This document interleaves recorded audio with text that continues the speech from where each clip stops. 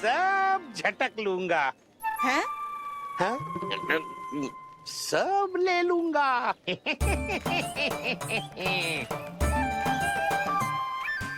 देखो श्रीमान, पूरे गोकुल में मुझसे अधिक स्वादिष्ट माखन किसी के पास ना होगो। अब अच्छे गुणवत्ता की वस्तु सस्ती थोड़ी ना होगी। किंतु व्यापारी परमानंद सस्ती वस्तुएं लेता भी नहीं है।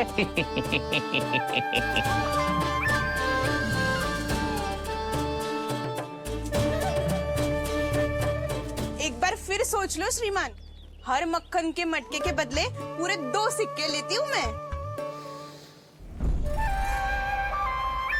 2 सिक्के?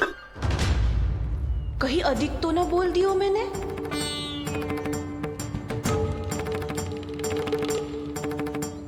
पर आप मेरे यहाँ पहली बार आए हो ना, तो हर 2 मटके पे 1 सिक्का कम कर दूंगी।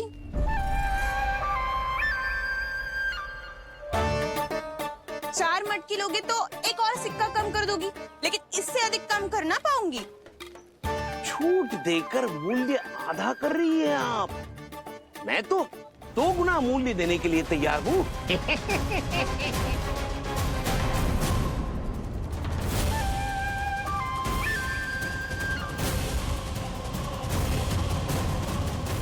दो गुना मूल्य? 2 गुना मूल्य तो दूंगा, लेकिन मेरी एक शर्त है।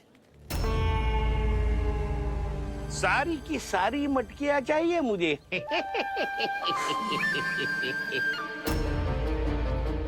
सब तो भाव कम कराते हैं, ये तो बढ़ा रही है।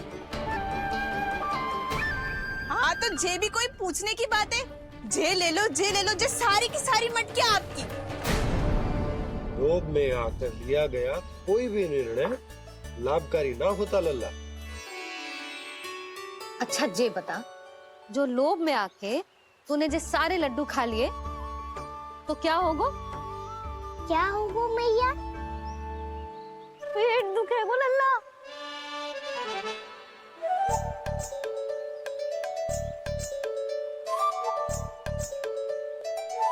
पीड़ा होगी, स्वास्थ्य बिगड़ जाएगा, फिर सोच ले, तू घर से बाहर ना निकल पाएगा।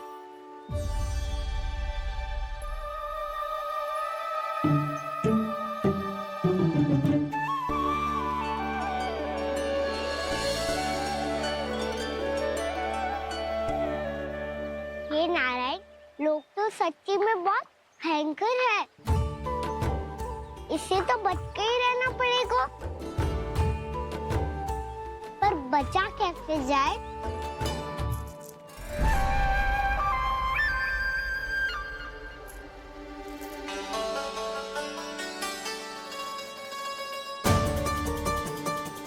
अब फंस गए गांव वाले। जैसे ही ये मेरे सिक्कों की चमक दमक खनक देखेंगे, मेरे जाल में ऐसे फंसेंगे जैसे कि ये मूर्ख स्त्री।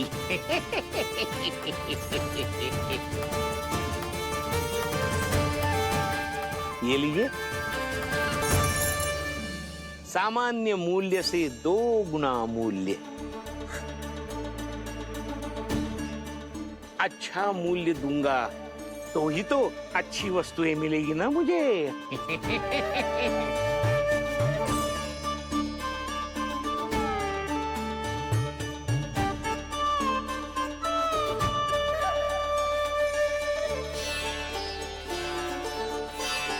भाइयों, मैं मथुरा का सीधा साधा व्यापारी परमानंद हूँ।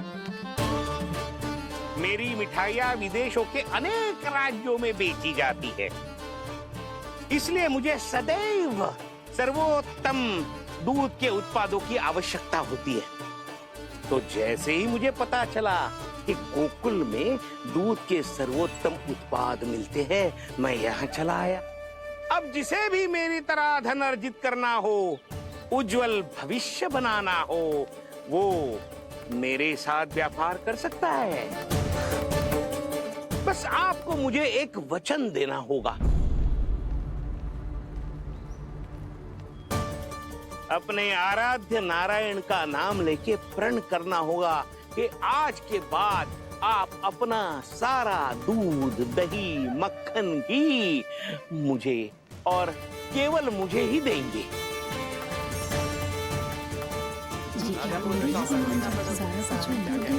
ताकि इनका प्रबंध करने के लिए मुझे कहीं और भटकना ना पड़े।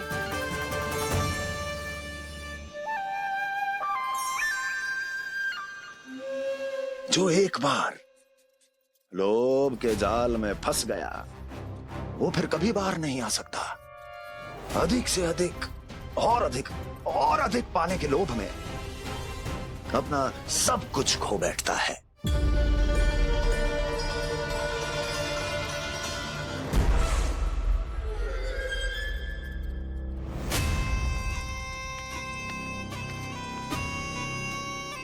और फिर धीरे धीरे उसकी संघर्ष क्षमता समाप्त हो जाती है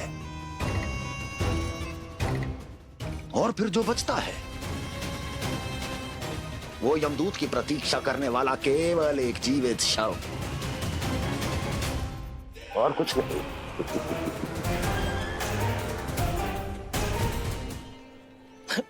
आपको अभी निर्णय लेने की कोई आवश्यकता नहीं है।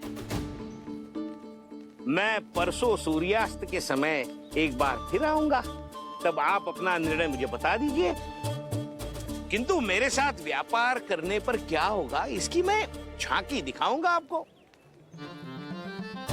आज आप सभी इस हाट में जो लेकर आए हो वो सब लेकर जाऊंगा मैं, वो भी दुगना मूल्य देकर।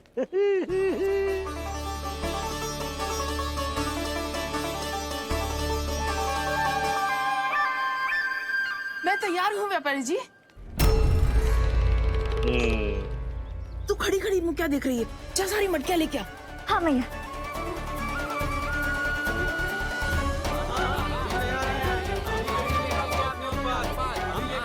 जाइए जाइए जाइए।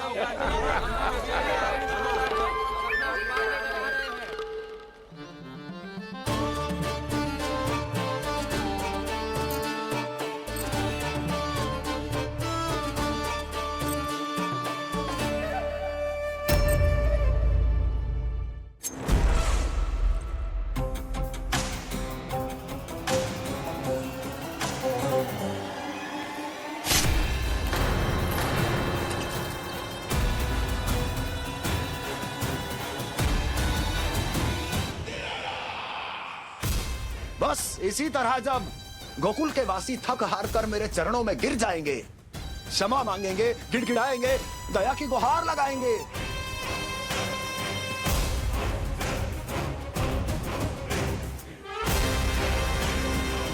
तब मैं उस नंद को गोकुल में छुपे उस चूहे के साथ यहां आने पर विवश कर दूंगा।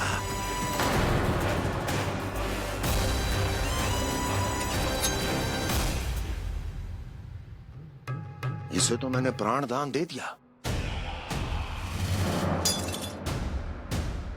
उसे नहीं दूंगा। अरे वचन जो दिया है तुम्हें कि सबसे पहले मैं तुम्हारी इन आंखों के सामने उसके प्राण लूंगा और फिर तुम्हारे।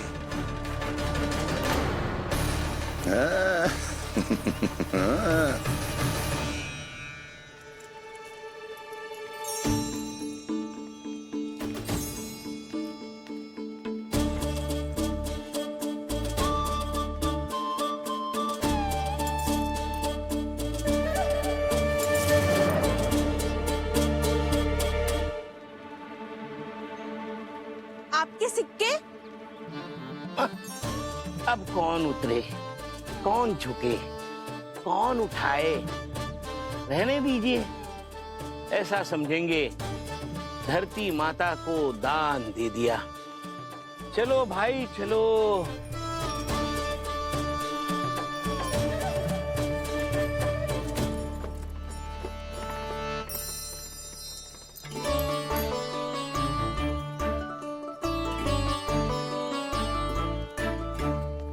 आज तो बहुत अधिक धन मिल गो। कोई और माने ना माने, मैं तो परसों ही जाकर व्यापारी जी को हाँ बोल दूंगी। फंस गए गांव वाले। बोलो ना आप दोनों, लोभ वाले राक्षस से कैसे बचा जा सकता है?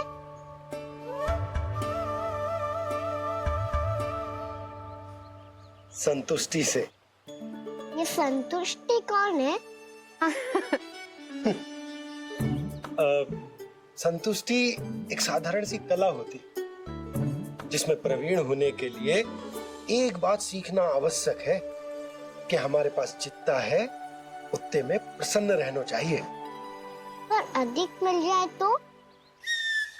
तो अपने परिवार या अपने सखाओं के साथ या किसी ऐसे व्यक्ति के साथ जिसे उसकी आवश्यकता हो बांट लेना चाहिए, ताकि सबके पास पर्याप्त हो और किसी को भी कछु कमी ना हो, किसी को वस्त्र के बिना रहना ना पड़े, भोजन के बिना सोना ना पड़े। और वैसे भी कान्हा, हम जितना अपनी वस्तुओं को बांटते हैं ना, उससे कई गुना अधिक नारायण हमें दे देते हैं। पर मैया, बस अब शेष प्रश्न घर जाके पूजा पूरी करने दे मुझे।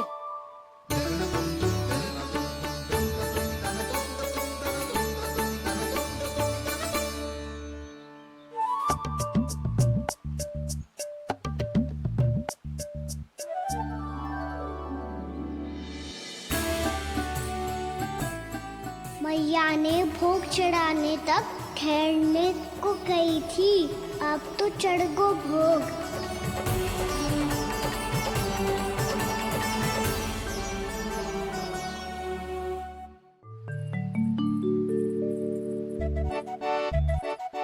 बाहर आ जाओ, सबके सब लड्डू लाया हूँ तुम्हारे लिए। हम तो तुझे भाव करके भयभीत करने वाले थे। तुझे कैसे पता चला और कब? जब से तुम सबने हाथ में मेरा पीछा करना आरंभ किया था, तभी पता चल गया था मुझे। मैं भी तुम सबके साथ आने वाला था, पर मैया ने रोक लियो। इससे पहले कि मैया मुझे रोक ले, भागो।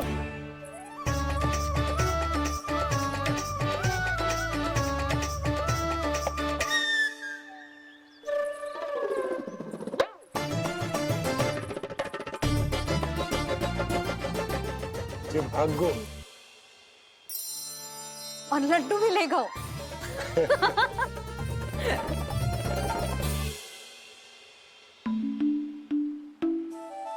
क्या होगा? लड्डू लुप्त हो गए, लल्ला लुप्त हो गए, परंतु तुम्हारा घबराया हुआ स्वर अभी तक 10 दिशाओं में ना गूंजो। आप तो ऐसे कह रहे हो जैसे मैं सदैव घबरा के आसमान सर पे उठा लेती हूँ। मेरा जे अर्थ ना है यशोदा। ना ना, मुझे पता है, मैं लल्ला को लेके अधिक चिंतित हो जाती हूँ, पर इस समय मुझे कछु चिंता ना है, क्योंकि मुझे पता है वो लड्डू लेके सीधा कहाँ गया होगा। वहीं जहाँ पूरी टोली मिलके खेलने जाती है, जानकी के घर के पास वाले मैदान में। आ जाओ रे सबके सब, घेरा बना लो, सब लोग बैठ जाओ।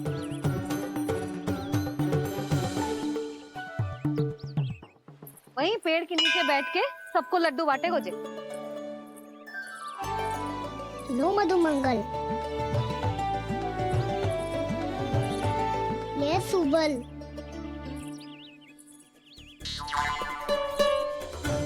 वसंता तू भी ले।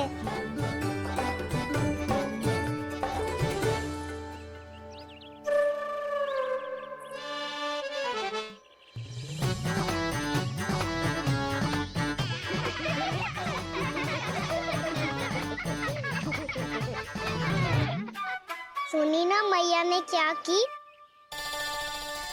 तो बहुत भयंकर ऋतु है, बहुत भयानक। ताई जी ने ये भी तो कही थी कि आवश्यकता से अधिक की इच्छा करना लोभ हो तो है, पर मेरी तो आवश्यकता ही अधिक है कान्हा। इतने भारी बर्तन तन में एक लड्डू कहाँ जाओगो, कुछ पता भी ना चलोगो। फिर तुझे 2 ना 4 लड्डू देने पड़ेंगे।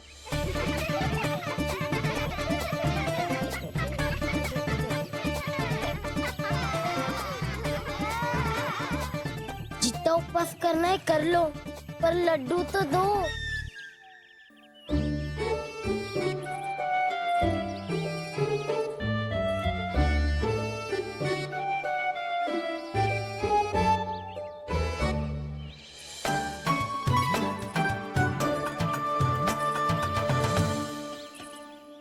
और जैसे ही जे बालक लड्डू खाने को होंगे, उनके मुंह तक पहुंचने से पहले ही कान्हा उन्हें रोक देगा। रुको,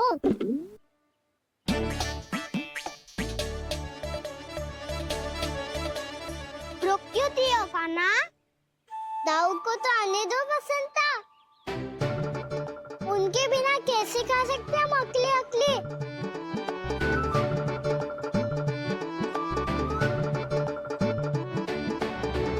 पर तुम्हें ये सब कैसे पता यशोदा? अरे, एक मैया से अधिक अपने संतान को कौन जानता है भला? कान्हा अपने दाऊ के बिना कुछ कर ही ना सकता। अब चाहे खेल खेलना हो या अपनी मैया के हाथ के लड्डुओं का आनंद उठाना।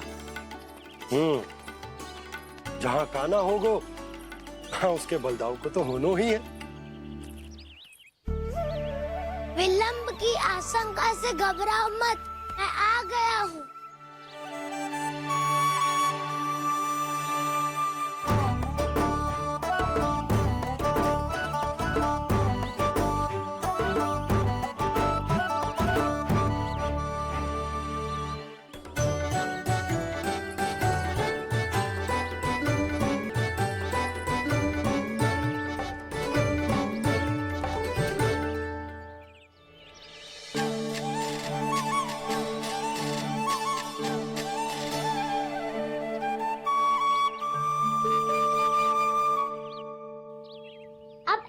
बैठे रहोगे कि कोई खेल भी खेलोगे? गिल्ली डंडा, छुपन छुपाई, ना ना पकड़ा पकड़ी, कछु नया खेल भी सुझाओ ना। मैं बताता हूँ, एकदम नया खेल है। स्वयं भगवान विश्वकर्मा जी ने इसका आविष्कार किया है और स्वप्न में आके बताया है मुझे। और इसमें ना, लो आरंभ हो गया बड़बोला।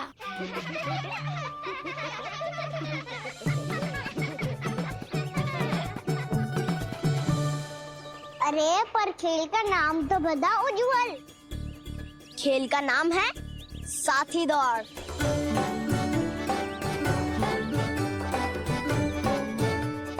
साथी दौड़? पर खेलते कैसे है इसे? बस एक साथी दूसरे साथी का पैर अपने से बांधता है और दौड़ लगाता है। तो चलो अपना अपना साथी चुनते हैं। लड्डुओं का भोज करके सब खेल में ऐसे मगन हो जाएंगे कि कोई घर आने का नाम भी ना लेगो। पर एक बार जो भूख लगी आई तो फिर देखना कैसे मैया के। क्या हुआ यशोदा, रुक क्यों गई? देखो जी भीतर।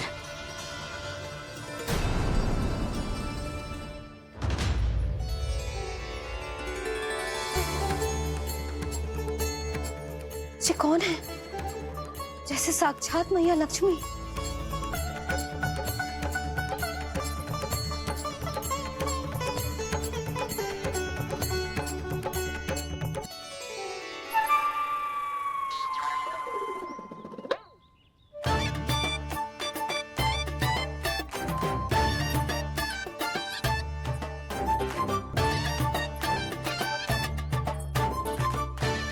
सुलक्षणा,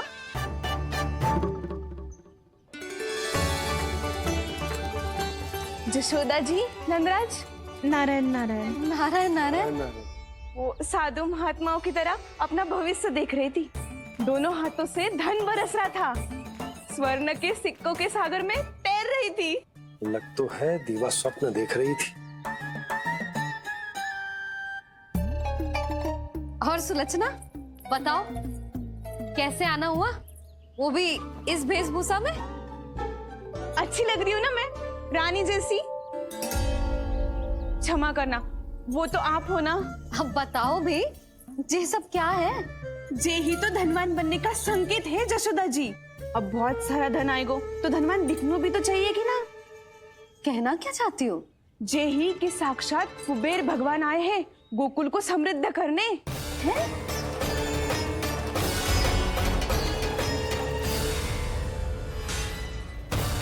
कुबेर महाराज,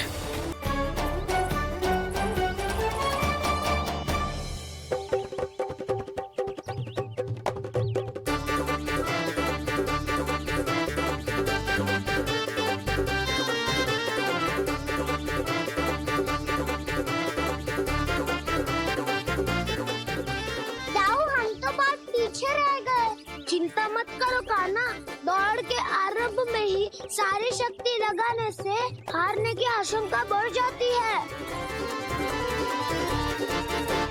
देखो वो दोनों थक रहे हैं, यही समय है अपनी गति बढ़ाने का।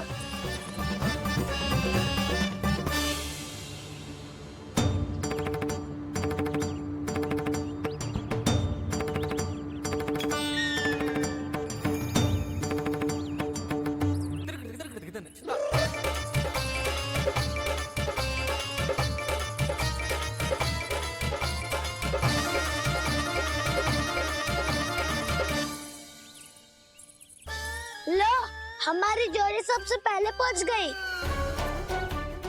देखा मेरा बलदाव का बल।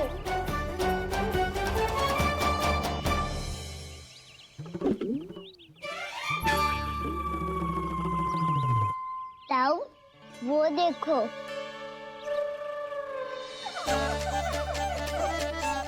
मैया,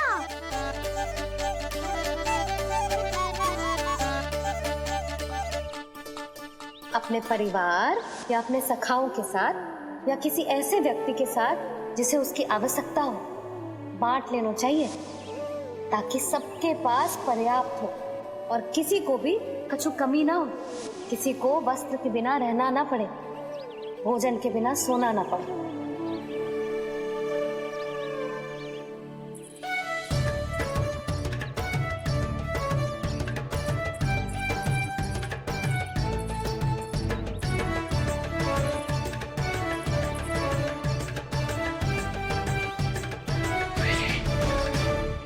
लग तो है इससे भूख लगी है।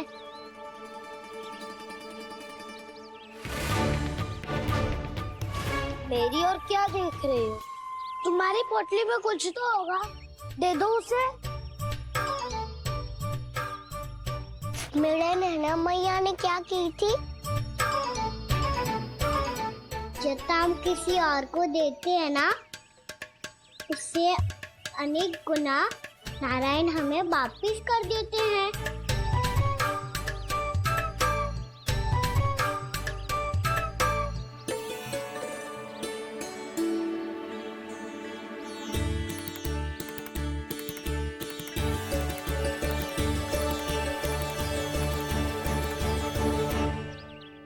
ओहो, अंतिम रोटी थी, पर वो तो मैं खा गो। अब तो बस मेरे हाथ में माखन लगा रह गो है।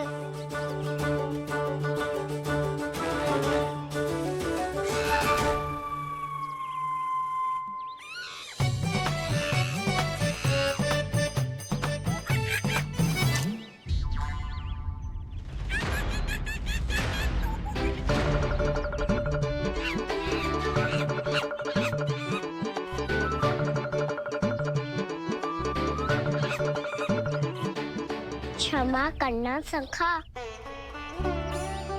तुम्हें देने के लिए मेरे पास कुछ नहीं है। अब आप ही बताओ, कोई 2 गुना मूल्य देगो तो हम शीघ्र ही धनवान बन जाएंगे कि ना? पर कोई 2 गुना मूल्य देगो ही क्यों? हो सकता है कि उनके पास अधिक धन हो, या उनकी तिजोरी में सामान आ रहा हो, या फिर उन्हें भलाई करने का रोग हो। हमें तो आम खाने से मतलब है ना नंदराज। गुटली किनके, हमें क्या लेना देना। मैंने तो निर्णय ले लिया है कि उसकी शर्त मान लोगी। बस नारायण को साक्षी मानकर जब प्रण ही तो लेना है कि सारा का सारा दूध, घी, माखन अब से केवल उन्हीं को देना है मैंने। बस इतनी मांग रखी है उसने? हाँ, आपको विश्वास ना हो रहा हो तो गोकुल में किसी से भी पूछ लियो। 2 गुना दाम दियो है परमानंद जी ने, इसलिए तो सबके सब आनंद के सागर में गोते लगा रहे हैं।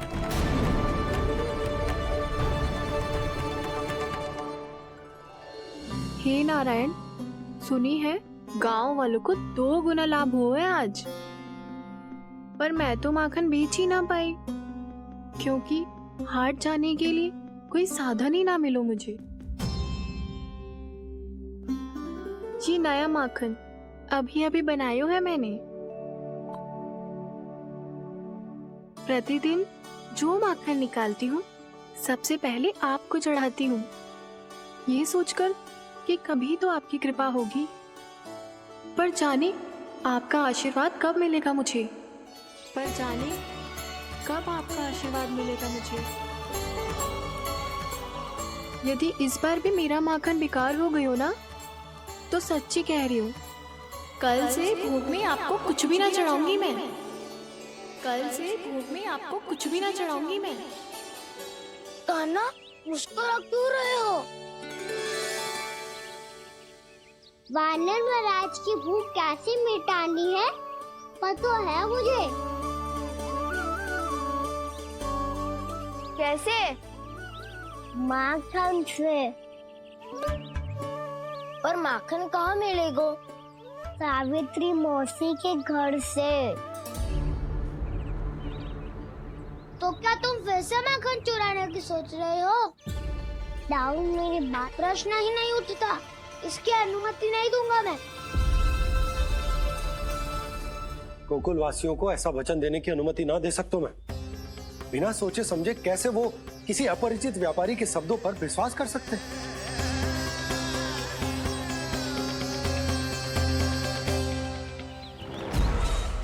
महाराज, गोकुल वासियों को अब धन के जाल जंजाल में फंसने से कोई नहीं रोक सकता। महाराज, मैं धन का ऐसा स्वाद चखा कर आया हूँ कि नंद चाहे जितना प्रयास करे, अब कोई भी गोकुल वासी उसके हित वचन सुनेगा भी नहीं। महाराज, ये बहुत गंभीर बात है, हमें सभा बुलानी होगी यशोदा। जशोदा जी, आप भी कुछ कहो ना नंदराज से। जे अधिक ही सोच रहे, इतनी चिंता करने की कोई आवश्यकता ना है। आवश्यकता तो है।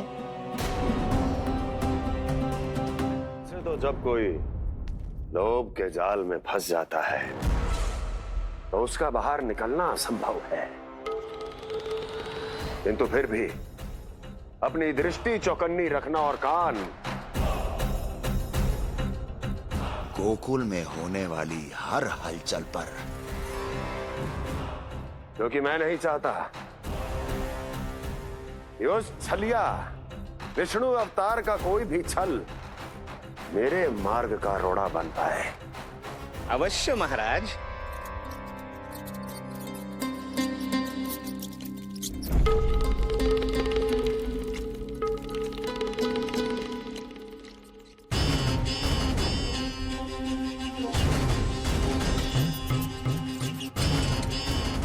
लोभ। ध्यान रहे परमानंद, गोकुल वासियों पर लोभ का प्रभाव हर बीतते क्षण के साथ बढ़ता चला जाना चाहिए। महाराज, जैसे किसी कबूतर को बिल्ली दबोच लेती है, वैसे ही मेरा फैलाया हुआ लोभ गोकुल वासियों को अपने पंजों में दबोच लेगा। सब झटक लूंगा।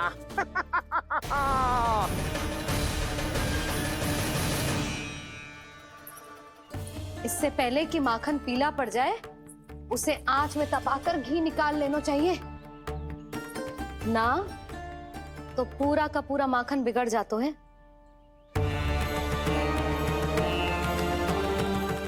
मैं अभी भोला से कहकर सारे ग्वाल ग्वालियरों की सभा बुलाता हूँ। मुझे सबसे बहुत महत्वपूर्ण विषय पर बात करनी है।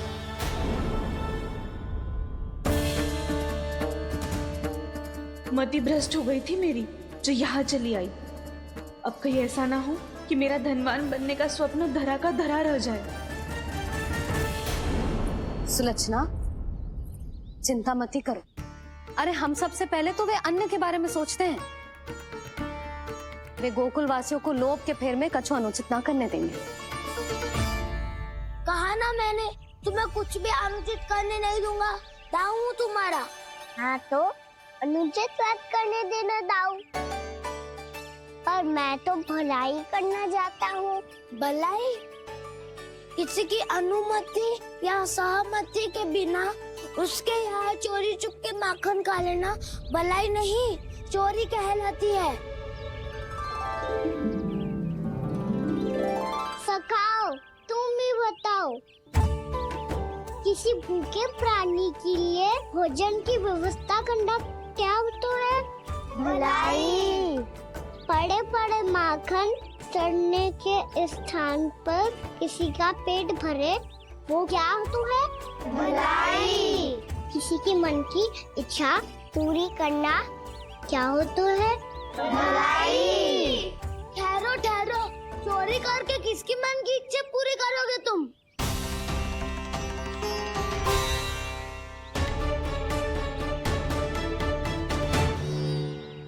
और किसकी दाऊ? स्वयं सावित्री मौसी की।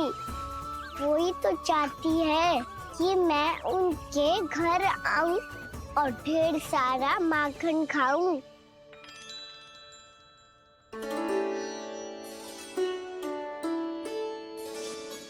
तो फिर अगला घर आपका। क्षण भर तो ऐसा लगो जैसे कान्हा ने मेरे मन की इच्छा सुन ली हो। वैसे कितना अच्छा हो तो यदि सुन ही ले तो। तुम्हारे कहने का अर्थ है कि सावित्री मौसी चाहती थी कि तुम उनके घर भी जाओ, जैसे जानकी के घर गए थे। ये बात तो उन्होंने मैया के सामने भी कही थी कि मैं उनके घर जाऊं। ये तो उनका सौभाग्य होएगा। किसी का सौभाग्य बिगाड़ते इतने बुरे ना है हम। ये बात तो सही कही है। मुझे भी कुछ अनुचित ना लगता है इसमें। तुम तो सत्यवादी हो मधुमंगल, तुम्हें क्या लगता है? अब बोल भी दो, वानर महाराज भूखे हैं। वानर महाराज से अधिक भूखा तो मुझे तू लग रहे हो। यदि कान्हा सच्ची में जैसा वानर महाराज की भूख मिटाने के लिए और सावित्री मौसी की इच्छा पूरी करने के लिए कर रहा है, तो दादी के सीख के अनुसार मुझे इसमें कछु अनुचित ना लगता। पक्का हम सच में चोरी नहीं भलाई करने जा रहे हैं। सही कहा दाऊ। यदि भूखे असहाय वानर महाराज का पेट भरोगे तो इसका असली पुण्य तो सावित्री मौसी को ही मिलेगा। इसका अर्थ तो ये हुआ कि कान्हा सावित्री मौसी का घर माखन चुराने नहीं जाएगा, बल्कि उसे दुगना कर देगा। बात तो सही है, तो फिर मैं तुम्हें नहीं रोकूंगा।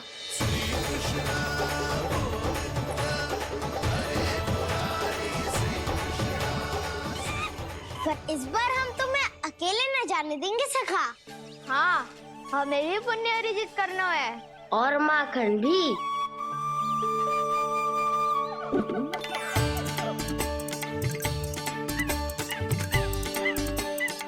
लगता है देव वानर महाराज भी हमारी टोली में सम्मिलित होना चाहते हैं।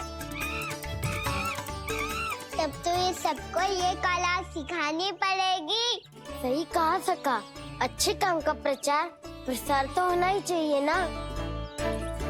तो ठीक है, सिखा दूंगा और हमारी टोली कहलाएगी चौर्य विद्या प्रसारण टोली।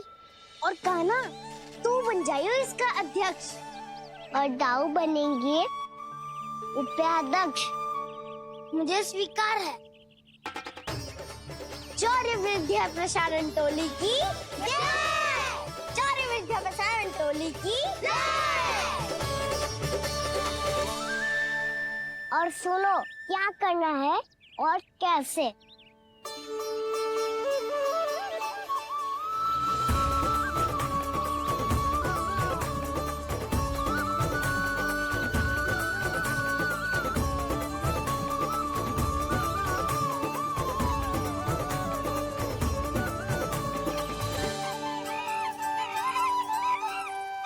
आया कन्हैया रे आया रे माखन का चोर।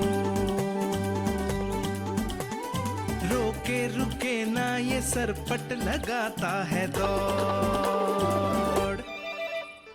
हम सब वहाँ छुप जाओ, मैं भीतर देखता हूँ।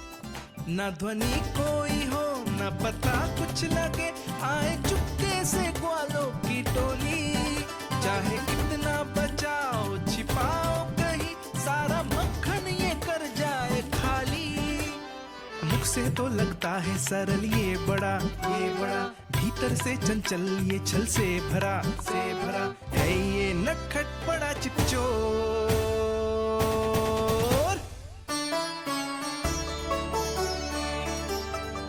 इतनी ऊपर टांग रही हो मासी? कान्हा सच में आ गयो तो मैं तो धन्य हो जाऊंगी।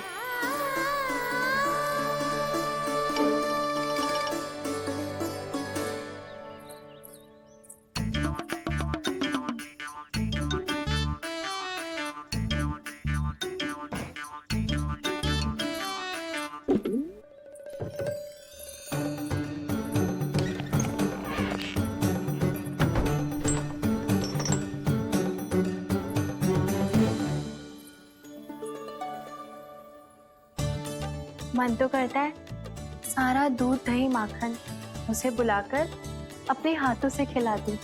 मुझे बुलाना भी चाहती हो और अनजाने में मेरे लिए कठिनाई भी बढ़ा रही हो। पर मेरे यहाँ क्यों आएगा कान्हा? इससे अच्छा तो यही होगा कि कल माखन बेचने के लिए कहीं से सकट का प्रबंध कर लूं।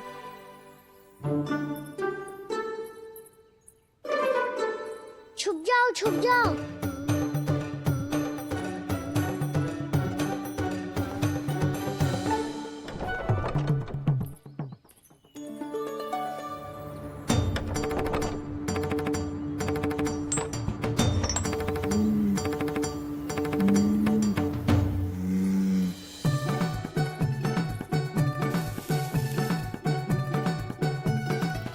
वैसे भी वो ठहरा राजकुमार, एक साधारण गोपी के यहाँ का माखन काहे खाएगो। तो भी बावली हो गई है सावित्री।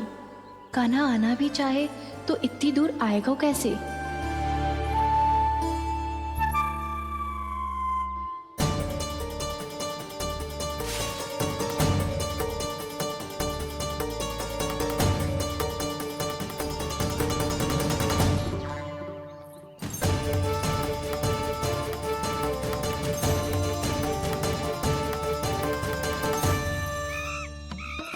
ओ मैया,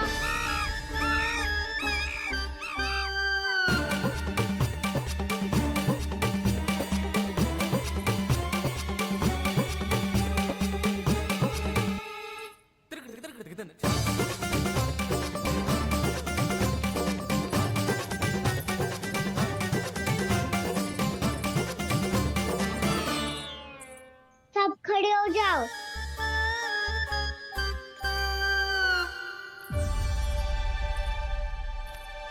सच्ची मैं भी कितनी बावली हो गई हूँ ना। जब नंद भवन की ओर जा ही रही हूँ तो कान्हा के लिए थोड़ा सा माखन ले जाती हूँ।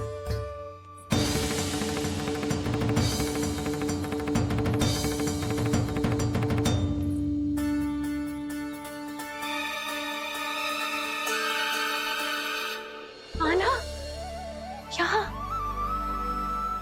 ये मेरा स्वप्न है या फिर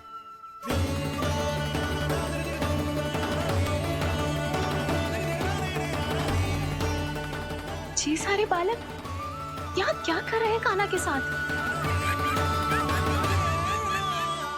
क्या जानकी सत्य कह रही थी? कान्हा यहाँ पर माखन चुराने आया है।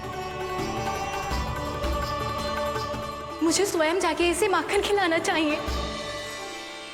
चलो, सावित्री मौसी के वापस लौटने से पहले मैं कार्य समाप्त करके वापस भी जाना है। कोई पकड़ी मत जाना।